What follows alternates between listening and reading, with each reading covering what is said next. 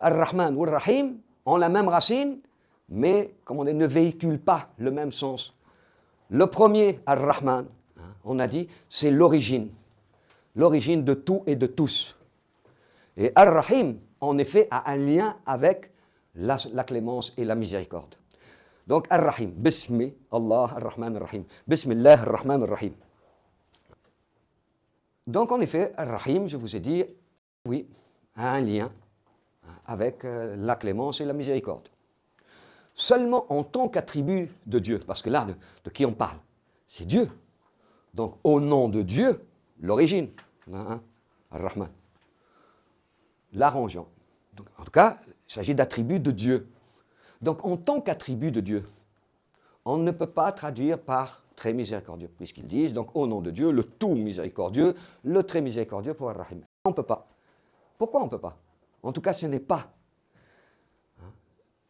pas excellentissime encore quand on parle de Dieu. Pourquoi? Parce qu'en tant qu'attribut de Dieu,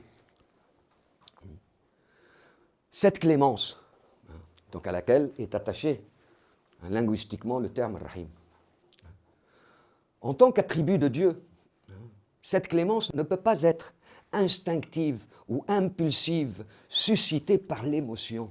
Il s'agit au contraire d'une miséricorde empreinte de connaissance et de sagesse.